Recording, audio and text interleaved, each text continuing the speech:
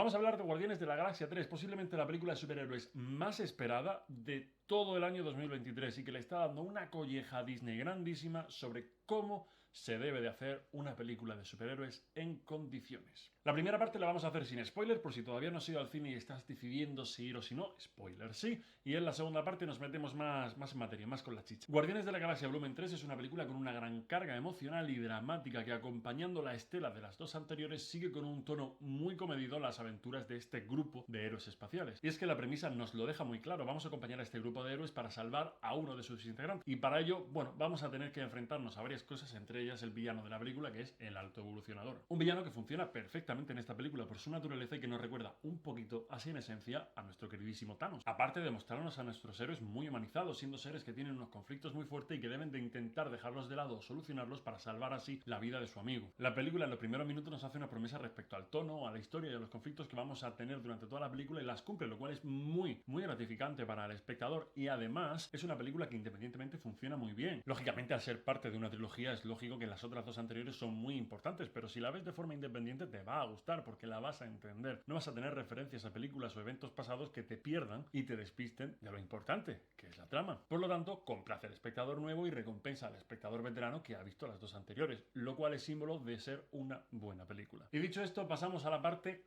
con spoiler. Vamos a hablar de la película en sí, de todo su núcleo, así que te aviso que si no la has visto es buen momento para parar, ir al cine, porque tienes que verla.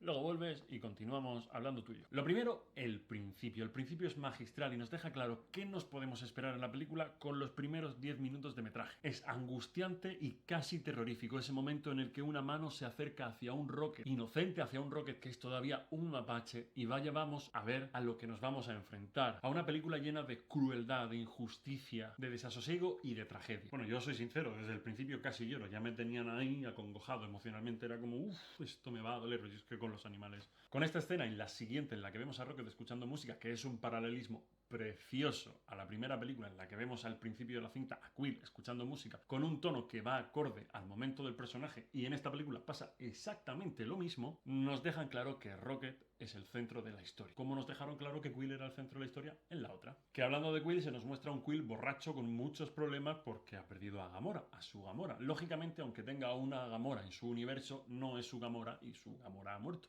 Esto podría ser un buen juego de beber. Cada vez que diga Gamora bebéis un chupito. Y lo curioso de esto es la forma que tienen de trabajar los personajes. Recordemos, los Guardianes de la Galaxia son personajes que están rotos, todos y cada uno de ellos. Pues Quill en este momento está más roto que nunca y llega Adam Warlock, provoca un daño en Rocket que necesitan reparar, se dan cuenta de que tienen una misión para poder salvarle la vida y de repente los problemas de Quill desaparecen. ¿Por qué? Pues lógicamente porque lo ama y es parte de su familia, pero también aparte porque es la única manera de dejar de estar roto y dejar de centrarse en sus problemas. Tener algo más importante que él mismo. Porque de esto va a ir la película, de seguir avanzando. Es algo que iremos viendo en el futuro. También me gustó mucho el hecho de que metieran a Adam Warlock al principio. Es un personaje muy poderoso y que va a tener una pequeña evolución en la película, y que lo pongan desde el principio da más espacio al espectador para asimilar esa transición. Pues vamos a ver que básicamente pues, es un crío. Aparte, va muy en coherencia con lo que pasa después. Pues hemos visto el poder de Adam Warlock, pero de repente, poco después, vemos el poder del Alto Evolucionador y del verdadero peligro que es el villano de esta cinta. Pues es capaz de reducir a Adam Warlock como si nada, y si quisiera, destruirlo. Como Rocket es el centro de esta historia, vamos a recorrer su pasado hasta convertirse en lo que es hoy, lo cual es muy interesante porque ha sido siempre un misterio del personaje dentro de las cintas del MCU,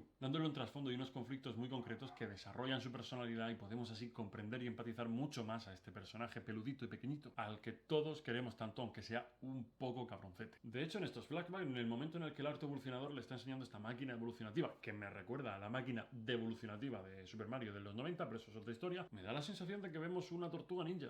Es cosa mía. Y como digo, el tono nos lo dejan claro desde el principio. Es una película con una carga dramática y emocional bastante alta, por lo que la comedia no es una herramienta que se utilice en exceso, porque cuando la comedia se utiliza y quieres generar una tensión dramática, lo que haces es ese pico de tensión relajar, y es necesario para que el público no se abrume, pero en este caso saben cómo usarla en los momentos precisos. Desde la primera película la comedia ha ido creciendo porque los personajes daban pie a eso, y en la segunda tenía su máximo exponente. Pues bien, en esta tercera la comedia pasa a un plano que está por debajo incluso de la primera, y esto es especialmente bueno. ¿Por qué? Porque vamos a intentar ver a los personajes salirse del ese cliché que se ha creado sobre ellos mismos. De hecho, vemos un momento de Drax y Mantis hablando con Gamora en una discusión que es maravilloso y que nos va a dar una perspectiva distinta de Drax, que luego afectará a cómo acabe este personaje dentro de lo que es la trilogía de de los Guardianes de la Galaxia. De hecho, algo muy bueno que deriva de eso y que es lo que hace que veamos que la película está muy bien hilada entre sí, es que estos personajes que están en un aspecto más secundario cogen importancia dentro de la cinta y al final eso se refleja en que ellos mismos se han dado cuenta de que son la cara de su propia historia, son sus propios protagonistas y por eso toman el camino que toman al final de la cinta, a lo cual solo podemos decir bravo. Y esto es perfecto porque entra en contraste completamente con el villano, que es maravilloso. Desde mi punto de vista, el mejor villano de Marvel hasta la fecha, después de Thanos. Y su ambición no tiene ni límites, ni ética, ni moral, ni nada. Va a luchar por conseguirlo sin parar. Ahí que nos recuerde un poquito a Thanos. Bueno, a ver, un poquito. Él quiere cambiar el universo para hacer la raza perfecta y Thanos quería destruir la mitad del universo para que pudieran estar abastecidos de recursos. O sea, mucha diferencia tampoco hay.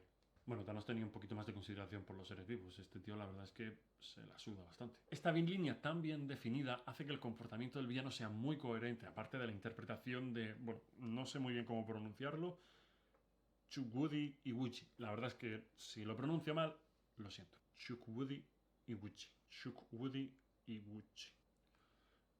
Lo siento. Una interpretación magistral que nos hace odiarlo desde el momento uno. Y realmente los villanos de Guardianes de la Galaxia han ido también creciendo conforme la historia. Roland al principio era un villano que tampoco era otra cosa del otro mundo. Ego, sin embargo, era un villano un poco más complejo y que afectaba más a los personajes, sobre todo a Quill. Pero este es maravilloso. Es increíble. Está tan obsesionado, tiene tanto ego y reacciona de tal forma que hasta sus propios súbditos lo traicionan. Se le revelan completamente y dicen: hasta aquí, chaval, fin, ya está, cierra, hemos acabado. Y es que este ser, por su obsesión, consigue que su obra se vuelva contra él, que es Adam Warlock. Claro, es que se ha cargado a su madre, ¿qué esperas? Pero lógicamente que Adam Warlock, un ser que es muy poderoso, acabe destruyendo a este ser, no sería placentero para el espectador. Tenía que ser Rocket, tenían que ser los Guardianes de la Galaxia. Y hay un momento maravilloso que tiene que ver con la escopeta de Chekhov, en el que vemos cómo las botas antigravedad que usan los primeros minutos de película son los que le da la ventaja clave. Y es que seguramente Rocket llevaba muchos años pensando en cómo vencer a este tipo. Y aunque él no lo quisiese, su espíritu de la venganza estaba dentro. Y esto me lleva también a hablar de una cosa maravillosa que son las escenas de acción. Son escenas de acción increíbles, con unos movimientos de cámara, con unos planos, con unas perspectivas que son asombrosas. Por no hablar ya de las propias coreografías, que me hacen pensar en seres que van más allá de soy muy poderoso, te pego un puñetazo y te asesino. No están al nivel, por supuesto, de las de Wakanda Forever, pero están muy bien y son un deleite visual. Al final, tras derrotar a este alto evolucionador, vemos como los personajes siguen siendo unos héroes y salvan completamente a todos los seres vivos de la nave. Y esto incluye también a los animales con los que el alto evolucionador está experimentando. Y ocurre una cosa muy bonita, a mi parecer,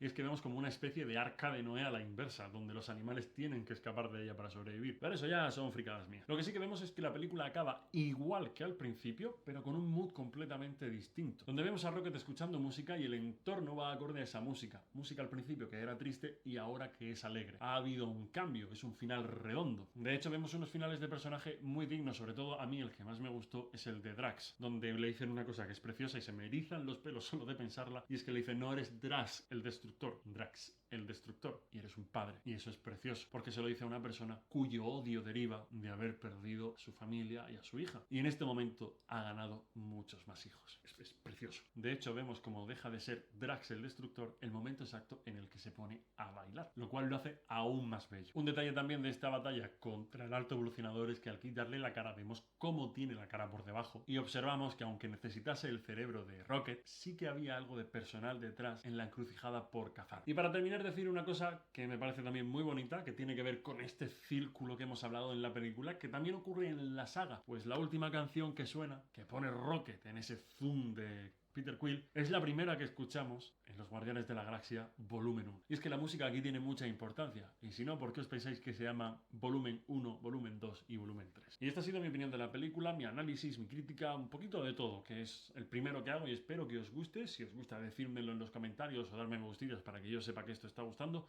Y nos vemos en el siguiente, más y mejor. Esta es la libreta donde parecía un friki en el cine apuntando cosas, porque como tengo una memoria bastante regulera, y estaba ahí apuntando y la mitad de las cosas ni las puedo leer porque apunté a oscuro. En fin, buena tarde. Vale.